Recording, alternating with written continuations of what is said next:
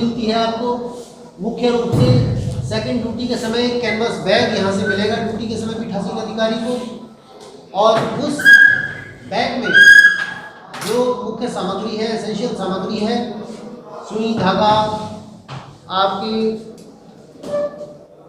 जो पुस्तिका है, हस्त पुस्तिका है पीठासीन अधिकारी के लिए, वो गोंद की शीशी, बांस पेपर, स्टैम्प पैड, इंक की शीशी जिससे रोशनी लगाई जाती है उंगलियों पे, वो रबर बैंड, पेंसिल, लाल पेंसिल इत्यादि, मोमबत्ती का पैकेट, आलपिन, धागा, लाल, पीला, पत्रों को रखने के लिए चिन्हित मोहर। ये मोहर तो आपको 13 तारीख को ही मिलेगी, ये उस दिन नहीं मिलेगी संभवतः। ब्रास सील ये भी आपको 13 तारीख को ही मिलेगी। स्लिप बुक, अंदर आने जाने की जो पर्चियां लगाई जाती हैं ब्रिज पे, वो पर्चियां, पॉलीथीन बैग, दवा का packet, first aid bag, first aid के लिए भी एक पैकेट मिलता है। यदि मान लीजिए आप बूथ पर जाते हैं और अचानक आपकी तबीयत खराब हो जाती है, पेट खराब हो जाता है, बुखार हो जाता है या कोई अन्य छोटी मोटी समस्या हो जाती है, तो उसके लिए आपको फर्स्ट एड भी उस बैग के अंदर किट के रूप में मिलेगा, और उसको निर्देश दिया हुआ होता है कि किस बीमारी के लिए कौन से रोग की ड्यूटी लेनी है। इस तरह से सामान्य जानकारी दी गई होती है। तो जो भी पोलिंग पार्टी होती है वो छोटी मोटी कोई समस्या होने पर, सिर दर्द होने पे, पेट दर्द होने पे, पेट में ऐंठन होने पे उसका प्रयोग कर सकते हैं।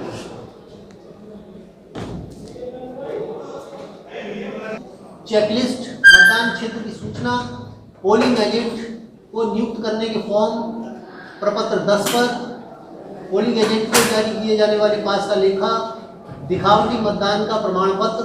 यहाँ जब पोलिंग आप अपना शुरू करेंगे उससे पहले जो मॉक पोल करते हैं उसको करने का प्रमाण पत्र भी इसमें जो है कई प्रतियों में आपको मिलेगा। मतदान प्रारंभ होने से पूर्व एवं मतदान समाप्त होने के बाद की घोषणाएं, उपबंध 7 जिसको कहते हैं, वो भी आपको इस थैले के अंदर मिलेंगी। पीठासीन अधिकारी की सारी डायरी, निर्वाचक द्वारा उसकी आयु के संबंध में घोषणा, मतदाताओं की आयु के संबंध में की घोषणा, उन मतदाताओं की सूची जिन्होंने आयु के संबंध में घोषणा करने से इनकार किया, अंधे, शिथिलांग या दिव्यांग उपलब्ध हो गए हैं, सभी एक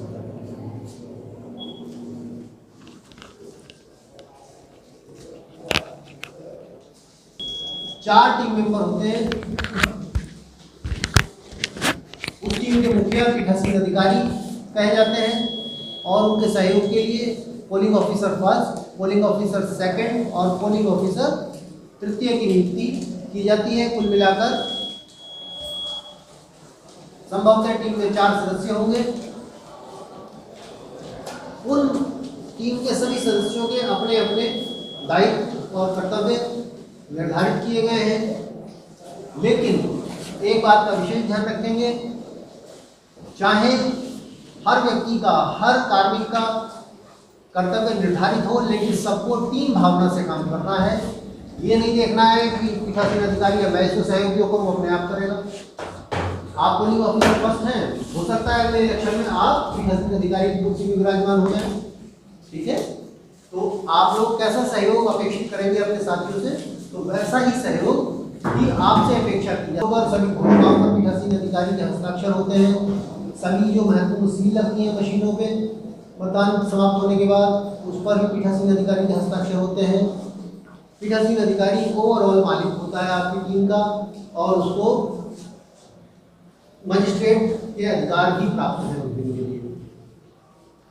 बात आती है पीओ फर्स्ट के अधिकारों की, और पीओ फर्स्ट यानी कि मतदान अधिकारी प्रथम का मुख्य कर्तव्य है आवाज लगाएंगे श्री राम सिंह। अब बाहर आपके पोलिंग एजेंट्स खड़े हुए होंगे, वो आपकी आवाज को सुन रहे हैं। यदि वो आपत्ति करते हैं कि फला व्यक्ति राम सिंह नहीं है, तो आप कहेंगे, सामान्य से पहले उस व्यक्ति से कहेंगे कि अपना वोटर कार्ड वगैरह दिखाइए या अपना पहचान पत्र दिखाइए, या अपने जो मतदान अभिकर्ता हैं पोलिंग एजेंट से संतुष्ट करिए। तो आपस में संतुष्ट हो जाते हैं, ठीक है। यदि उसके बाद भी पोलिंग एजेंट्स संतुष्ट नहीं होते हैं और कहते हैं कि साहब मैंने बिल्कुल सही आपत्ति लगाई है, ये फला व्यक्ति नहीं है, तो पोलिंग ऑफिसर फर्स्ट ऐसे व्यक्ति को पीठासीन अधिकारी के पास ट्रांसफर कर देते हैं, वहां भी भेज देते हैं। पीठासीन अधिकारी अलग कक्ष में आपके उसी कक्ष में थोड़ा सा अलग फासले पर बैठ जाते हैं, क्योंकि इस तरह के विवादित केस हैं पीठासीन अधिकारी के माध्यम से सुलझाए जाते हैं। पीठासीन अधिकारी के पास व्यक्ति को भेज देते हैं और जो पोलिंग एजेंट है उससे एक चैलेंज फीस 2 रुपये उसको निर्धारित किया गया है चुनाव आयोग के द्वारा, उससे 2 रुपये चैलेंज फीस के रूप में आप जमा करा लेते हैं और उस व्यक्ति के प्रपत्र, पहचान पत्र जांच करने के लिए पीठासीन अधिकारी के पास भेज दिया जाता है। पीठासीन अधिकारी BLO के माध्यम से, उसके पहचान पत्रों के माध्यम से या अन्य पहचान के माध्यम से उसकी पहचान की पुष्टि करता है और यदि वह व्यक्ति सही मतदाता है तो उसको मशीन में वोट कास्ट करने की अनुमति प्रदान कर दी जाती है और जो चैलेंज फीस 2 रुपये पोलिंग एजेंट के द्वारा जमा की गई है वो राशि जब्त कर ली जाती है और वो शाम को जब हम सामग्री जमा करते हैं तो उस चैलेंज फीस का एक लिफाफा अलग से मिलता है, उसमें सील्ड करके आप जो संबंधित लिफाफे हैं वहाँ पे उसके साथ जमा कर देते हैं। लेकिन यदि वे व्यक्ति फर्जी निकलता है आपकी पहचान में, उसकी पहचान सही सिद्ध नहीं होती है, तो आप ऐसे व्यक्ति को, यदि मतदाता फर्जी है तो उसको शिकायती पत्र के साथ SHO को सौंप दिया जाता है और जो धनराशि पोलिंग एजेंट ने दी थी उसको पोलिंग एजेंट को वापस कर दिया जाता है और जो पोलिंग प्रोसेस है वो कंटिन्यूड चलती रहती है। यह प्रोसेस पीठासीन देख रहे होते हैं, प्रथम मतदान अधिकारी और अन्य अधिकारी जो हैं पोलिंग वाले वो अपनी पोलिंग प्रोसेस में लगे रहते हैं। मान लीजिए सरिता देवी 280 क्रमांक पर आपके पास आई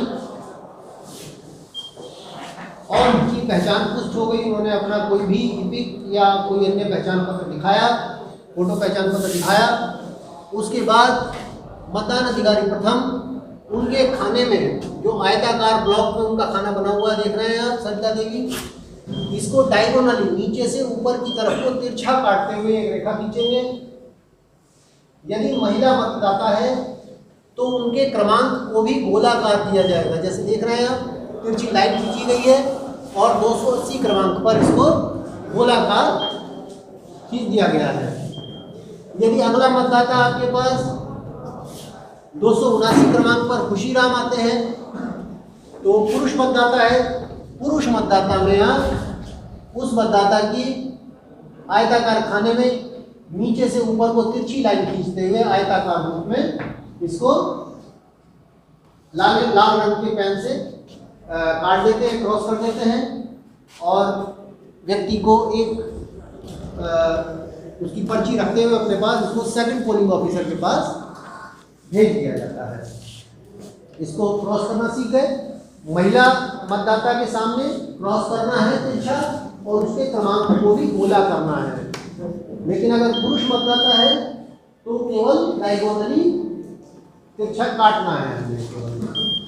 17 का रजिस्टर में कराता है।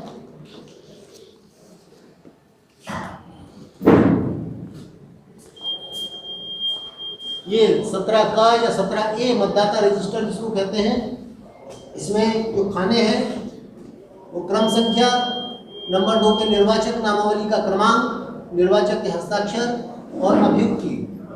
इसमें विशेष रूप से आप ध्यान देंगे कि इस रजिस्टर में मतदाता का नाम अंकित नहीं होता, कहीं भी मतदाता का नाम अंकित नहीं किया जाना है। यदि 280 क्रमांक का मतदाता आपके पास आया पहले नंबर पर वोट करने के लिए, तो यहाँ पे क्रमांक यदि पड़े हुए हैं रजिस्टर में तो ठीक है, यदि क्रमांक पड़े हुए नहीं हैं तो आप इसको 1 2 3 4 5 6 7 8 9 10 करके इस तरह से लगभग 100-150 नंबर तक अंकित कर लेंगे। फिर जब आगे आ जाएंगे तो आगे अंकित कर दिए जाएंगे इस तरह से। एक बात का विशेष ध्यान रखेंगे, यदि ये नंबर आपको मतदाता रजिस्टर में पहले से अंकित मिलते हैं 1 2 3 4 5, तो इसकी आप विधिवत जांच जरूर कर लें पहले एक बार, उसके भरोसे ना रहे कि सही होगा ये सीरियल। कई बार ऐसा होता है कि 1 2 3 4 5 6 7 8 9 10 अगला पन्ना खोला तो 11 से 20 वाला पन्ना ही गायब है उसमें से। एक पन्ने को खोला उसके बाद में जो अगला पन्ना है वो 21 से 30 वाला आ गया। अब आपने तो उसको जो है फ्लो में अपना उसका नाम विवरण अंकित कर दिया, लेकिन जब आगे आएंगे 4-5 पन्ने पलट दिए होंगे आपने, तो आपके क्रमांक पहुंच गया मान लीजिए 70 पे, लेकिन आपके पास वास्तव में तो 60 ही लोग आए। तो सीधा आया यहाँ 268 यहाँ पे क्रमांक डाल दिया, निर्वाचक के पूर्ण हस्ताक्षर हो गए यहाँ पे पूरा नाम, और ये व्यक्ति ईपिक के माध्यम से वोट करने के लिए आया, तो इसको हमने केवल इसका क्रमांक डाल दिया अंतिम 4 अंक। और यदि व्यक्ति डीएल के माध्यम से अपनी पहचान सिद्ध करता है तो डीएल के अंतिम 4 अंक और ब्रैकेट में आगे डीएल। यदि बैंक पासबुक को व्यक्ति और खाता संख्या इत्यादि भी लिखना होगा।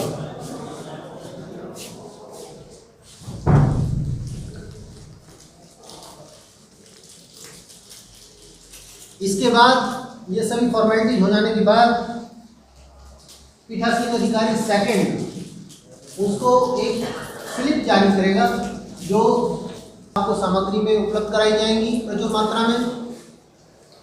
उस स्लिप पे मतदाता का क्रमांक होता है और पीठासीन के नीचे हस्ताक्षर भी किए जाते हैं, करवाए जाते हैं। ऐसी स्लिप्स को आपको पहले दिन ही तैयार कर लेना होगा। जैसे मान लीजिए आपके यहाँ 700 लोगों का बूथ है, आपको पर्चियाँ दी जाती हैं। उन पर्चियों को आप पहले दिन 13 तारीख को शाम को जाके लगभग 70% के आसपास पर्चियों पे उनके क्रमांक इत्यादि भर के और पीठासीन के हस्ताक्षर करवा के अपने पास रख लेंगे, जिससे एंड टाइम पर मतदाता आपके पास आता है उसकी एंट्री पूर्ण करने में आपको समय गंवाना ना पड़े। निकाला हमने 1 नंबर की पर्ची, उस पर जो है 268 क्रमांक भरा और उसको बैलेट के लिए अधिकृत कर दिया। इतना काम होने के बाद मतदाता वो पर्ची लेता है और अपने हाथ पे रोशनाई लगवाता है। बाएं हाथ की तर्जनी पे उसके आपको इंक लगानी होगी। ये भी पोलिंग ऑफिसर सेकंड का काम है। अब पोलिंग ऑफिसर सेकंड के पास आप देखेंगे बहुत सारे काम होंगे। मतदाता रजिस्टर 17 कै में उसकी एंट्री करना, उसकी पर्ची तैयार करना और उसके हाथ में स्याही लगाना। तो ऐसी स्थिति में यदि पीठासीन अधिकारी चाहें या आपस में आप सहसंबंध बना के काम कार्य को करना चाहें तो आप और आधी स्किन के ऊपर उसकी रोशनाई आएगी, जिससे कि ये जो नाखून और स्किन के बीच में जो खाई होती है इसमें रोशनाई अच्छी तरह से भर जाए। जब व्यक्ति पर्ची लेके मतदान अधिकारी तृतीय के पास जाएगा और उसको कहेगा कि बैलेट के लिए कमांड दे दीजिए या पर्ची जमा कर लीजिए, तो मतदान अधिकारी तृतीय का ये दायित्व होगा कि उससे पहले कहे कि अपनी हाथ की रोशनाई दिखाइए। कई बार मतदाता होशियार होते हैं, बहुत ज़्यादा उंगली पे तेल लगा के आते हैं, या रोशनाई आपने लगाई, आपने तो अपनी ड्यूटी को अंजाम दिया वाली बात है, और उसने तुरंत जो है सिर से पूछ दिया यूँ करके, या नीचे को हाथ किया ऐसे करके रगड़ दिया, तो तुरंत अगर स्याही लगेगी तो छूट ही जाएगी। तो मतदान अधिकारी तृतीय का ये कर्तव्य होगा कि वो उसकी स्याही को देख ले कि स्याही लगी हुई है या नहीं। अगर स्याही लगी हुई नहीं है तो उसको फिर मतदान अधिकारी तृतीय के पास भेजा जाएगा कि अपनी स्याही ढंग से लगा के और उसको पूछना नहीं है। इसके बाद में मतदान अधिकारी तृतीय जो कि बैलेट यूनिट कंट्रोल यूनिट का प्रभारी होता है, ये कंट्रोल यूनिट होती है, इसको मतदान अधिकारी तृतीय के पास भी रखा जा सकता है। चुनाव आयोग के निर्देशानुसार तो मतदान अधिकारी तृतीय इसका प्रभारी होगा, लेकिन कई बार ऐसा होता है मतदान अधिकारी तृतीय हमारे अनपढ़ होते हैं और बेचारे पढ़े लिखे नहीं होते, उनको टेक्निकल जानकारी कम होती है। तो ऐसी स्थिति में पीठासीन अधिकारी इस सीयू को, कंट्रोल यूनिट को अपने पास भी रख सकते हैं। जैसा उनका विवेक होगा उसके अनुसार कार्रवाई कर सकते हैं। जब व्यक्ति वो पर्ची लाके उनको दे देता है तो आप जो मशीन पहले से आपकी संचालित है, चल रही है, उसको बैलेट कमांड, ये वाला कमांड, इस कमांड को देते हुए यहाँ बटन दबाएंगे। ये बटन दबाते के साथ ही आपका ये लाल जो बत्ती है ये मशीन की जल जाएगी। और बात करते हैं वोटिंग कंपार्टमेंट की। वोटिंग कंपार्टमेंट में दो मशीनें रखी हुई होती हैं, वीवीपैट और बीयू। जब मतदाता अंदर जाता है वोटिंग कंपार्टमेंट में तो उसके दाईं ओर बीयू होती है और उसके बाईं ओर वीवीपैट रखा होता है। दाईं ओर इसको इसलिए रखा जाता है कि मोस्टली जो मतदाता हैं, मोस्टली जो व्यक्ति हैं वो राइट हैंडेड होते हैं और अपनी उंगली का दाईं हाथ की उंगली का प्रयोग करते हैं, इसलिए उनकी सुविधा को ध्यान में रखते हुए इसको दाईं ओर रखा गया है और वीवीपैट को बाईं ओर रखा गया है। जैसे ही यहाँ से हमने इस पर कमांड दिया, आपके बीयू की हरी बत्ती भी जलने लगती है।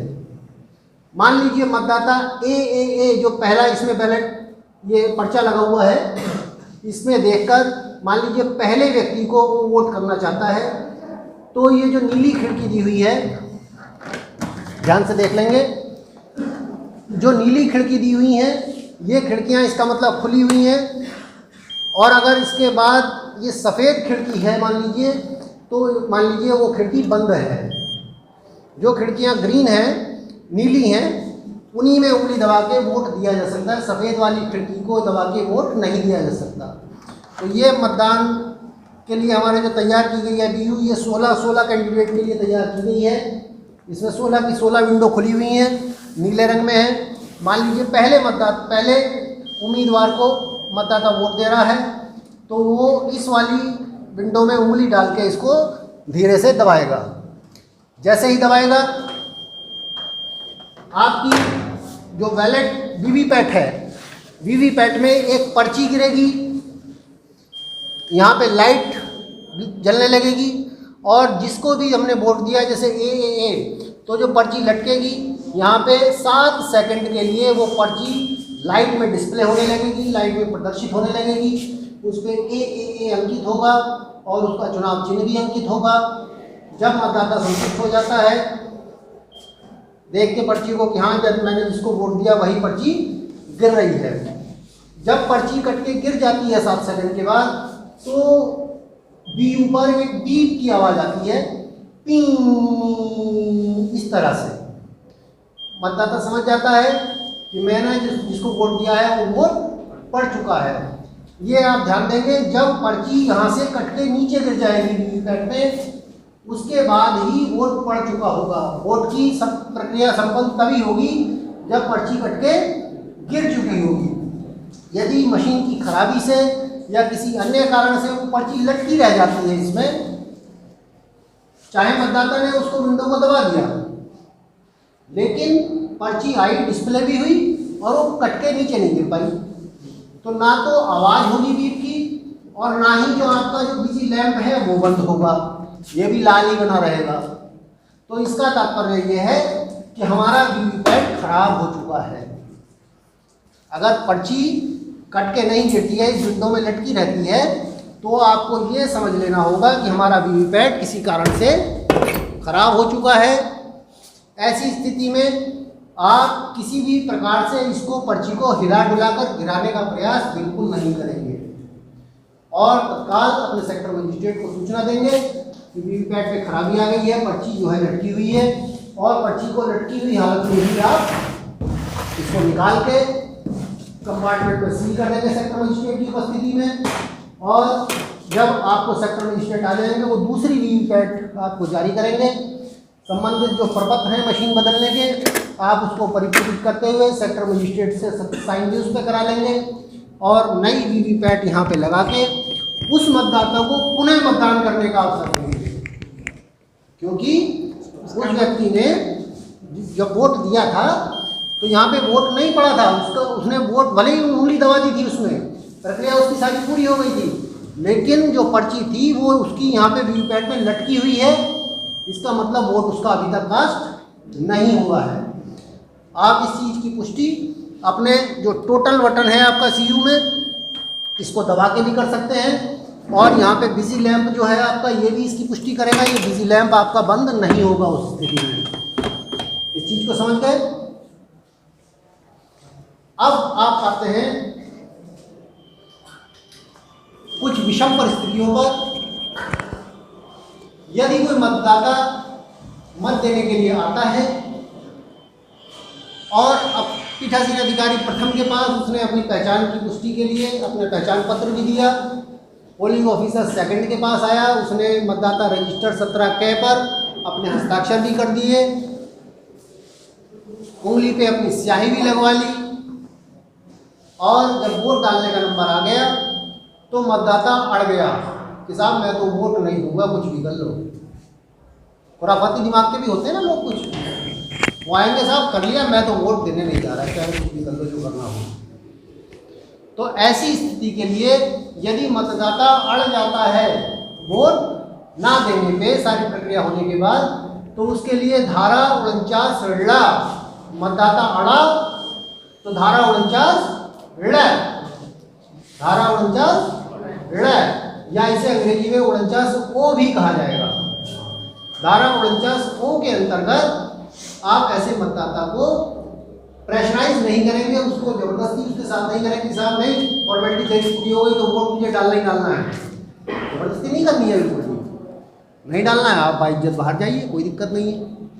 लेकिन अब क्या करें साहब, हमारे मतदाता रजिस्टर में 17 के में तो उसकी पूरी एंट्री हो गई, अब क्या करेंगे, उसने वोट तो दिया नहीं मशीन में, तो उसके वोट को काटेंगे, क्या करेंगे, क्या करेंगे साहब, उसकी एंट्री को लिखा रहने देंगे और उसके सामने जो अभ्युक्ति वाला कॉलम है उसके आगे यहाँ पे एक आप टिप्पणी लिख देंगे कि फला व्यक्ति ने धारा 49 के अंतर्गत वोट न डालने का विनिश्चय किया, और उस व्यक्ति के भी यहाँ पे हस्ताक्षर कराएंगे और उसके नीचे पीठासीन अधिकारी भी अपने हस्ताक्षर करेंगे। यदि वो व्यक्ति साइन करने से भी लड़ जाता है, मना कर देता है कि नहीं कर रहा, तो पीठासीन अधिकारी अपने हस्ताक्षर कर ले उस सीट पे। ठीक है, ये हो गया धारा 49 के अंतर्गत। कोई मतदाता आया, उसने सारी अपनी प्रक्रिया भी पूर्ण कर ली वोट डालने की, रजिस्टर पे एंट्री पूरी कर ली, मतदाता सूची पे भी उसका नाम कट गया, लेकिन वो मतदान की गोपनीयता को भंग करने लगा था, वो मतदान की गोपनीयता को भंग करने लगा, या जो भी चुनावी प्रक्रिया है निर्वाचन आयोग द्वारा जो बात निर्धारित की गई है, नियम निर्धारित की गई हैं, उनको वो किसी प्रकार से अतिक्रमित करने का प्रयास करने लगा। जैसे एक उदाहरण के रूप में शस्त्र या मोबाइल इत्यादि लाना प्रतिबंधित है पूरी तरह से। किसी भी वोटर के लिए, किसी भी व्यक्ति के लिए शस्त्र अथवा मोबाइल फोन का प्रयोग पूर्णतः वर्जित है। मोबाइल टीम, आपकी जो टीम होगी पोलिंग टीम, वो तो केवल मोबाइल फोन रखेगी अपने ऑन, क्योंकि उनसे सूचनाएं बाकायदा ली जाती रहेगी, लेकिन कोई भी मतदाता मोबाइल फोन लाने के लिए अधिकृत नहीं है। यदि कोई ला रहा है तो उसको बाहर ही आप चले, उसको चेतावनी दे दीजिए तो मोबाइल फोन अंदर कतई नहीं आएगा। लेकिन कोई छुपा के अंदर ले आया मोबाइल, और उसने जो है अंदर जाते के साथ ही उसका फोटो खींचना शुरू कर दिया, आपको आभास हो गया कि ये तो जो है मतदान की जो गोपनीयता है उसको भंग कर रहा है। तो पीठासीन अधिकारी ऐसे व्यक्ति को मतदान देने से रोक सकता है, और ऐसे व्यक्ति को 49 धारा 49 या 49 जिसको कहा जाता है अंग्रेजी में 49 हिंदी में कहें तो 49 के अंतर्गत ऐसे व्यक्ति को वोट करने से रोक सकता है। और ऐसा यदि कोई व्यक्ति है, उसकी एंट्री आपके रजिस्टर 17 क में हो चुकी है, तो यहाँ पे एक नोट लिखते हुए पीठासीन अधिकारी यहाँ पे अंकित करेंगे कि फला व्यक्ति को धारा 49 या 49 के अंतर्गत वोट न डालने के लिए अनुमति प्रदान नहीं की गई। ठीक है, और उसको आप वापस देंगे। अब आप कहेंगे कि साहब जो रजिस्टर हमारा है और वहाँ पे वोट हैं उनमें तो अंतर आ गया, मशीन में वोट पड़े आपके 70 और यहाँ पे एंट्रीज आपकी आ रही 72, समय समय पर हमें क्या करना होगा, समय समय पर उसका टोटल बटन दबाते हुए ये भी देख लेना होगा कि हमारा जो मतदाता रजिस्टर 17 क है उसमें जितने वोट पड़ रहे हैं और हमारी मशीन में जो वोट है उनकी संख्या में कहीं भिन्नता तो नहीं आ रही। यदि भिन्नता आ रही है तो भिन्नता को जानने का प्रयास करेंगे। ठीक है, तो पहली भिन्नता का कारण तो इंडिया के जो मैंने आपको बताया धारा 49 ओ और धारा 49 एम, इसके कारण इसमें भिन्नता आ सकती है। तो ऐसी स्थिति में क्या करेंगे आप, सबसे लास्ट में बताया जाएगा जब मतपत्र लेखा तैयार करते हैं, जब पोलिंग आपका समाप्त हो जाता है तो मतपत्र लेखा तैयार किया जाता है, तो वहां पे ये दोनों एंट्रीज विधिवत की जाएंगी कि इतने लोगों ने 17 के रजिस्टर में अपनी जानकारी प्रविष्ट की, इतने लोगों ने मतदान न करने का निश्चय किया, इतने लोगों को मतदान करने से रोका गया। मशीन में कुल पड़े वोटों की संख्या ऊपर वाली संख्या से दोनों को घटा के जोड़ दिया लिख दिया जाएगा, वो आगे प्रक्रिया में समझाया जाएगा। स्पष्ट कर देता हूं, यदि कोई सामान्य मतदाता आता है तो उसके कौन से हाथ की कौन सी उंगली पर आप स्याही लगाएंगे, बाएं हाथ की तर्जनी उंगली पर। यदि किसी व्यक्ति की बाएं हाथ की तर्जनी ना हो, साहब कटी हुई हो, तो क्या करेंगे, सीरियल वाइज। यदि ये उंगली नहीं है तो इसकी दूसरी मध्यमा पे, यदि मध्यमा भी कटी हुई है तो उसकी तीसरी उंगली पे अनामिका पे, यदि अनामिका भी कटी हुई है तो उसकी कनिष्ठिका पे, यदि कनिष्ठिका भी कटी हुई है तो उसके बाएं हाथ के अंगूठे पे, यदि ये उसका पूरा ही पंजा गायब है तो दाएं हाथ की तर्जनी पे आ जाएंगे। दाएं हाथ की तर्जनी भी नहीं है तो मध्यमा, अनामिका, कनिष्ठिका या फिर अंगूठा। अगर दोनों पंजे नहीं हैं तो उसके जो बाएं हाथ का ठूंठ होगा, ठूंठ के ऊपर स्याही लगा दी जाएगी और उसको वोट डालने के लिए अधिकृत किया जाएगा। देखने में ऐसा लगता है कि ये तो बहुत छोटा है, तो 11 साल का है साहब एक दिन, तो मतदान अधिकारी प्रथम ऐसे व्यक्ति को कहेंगे कि भाई अपनी आयु की घोषणा करिए कि आप वास्तव में 18 साल के हैं या नहीं। ऐसे व्यक्ति को अपना आयु का प्रमाण पत्र लाने के लिए प्रतिबंधित नहीं किया जाएगा कि हाई स्कूल का सर्टिफिकेट लाओ तब आपको वोट अलाउ करेंगे, नहीं। ऐसे मतदाता यदि आयु की घोषणा के संबंध में जो घोषणा है वो करते हैं कि मैं वास्तव में 18 साल का हूँ और मतदाता सूची में उसका नाम है, तो उसको वोट डालने का अधिकार है या नहीं है। विजिट शीट समय समय पर आपके केंद्र पर सेक्टर मजिस्ट्रेट, जोनल मजिस्ट्रेट या चुनाव आयोग के द्वारा निर्देशित अधिकृत कोई भी उच्च अधिकारी आपके यहाँ आता है तो आप विजिट शीट में उनके हस्ताक्षर विधिवत कराते हुए और इसको सुरक्षित रख लेंगे, संबंधित लिफाफे में इसको सुरक्षित रखेंगे। ये विजिट शीट का प्रारूप है। जब मतदान आपका पूरा हो गया उसके बाद आप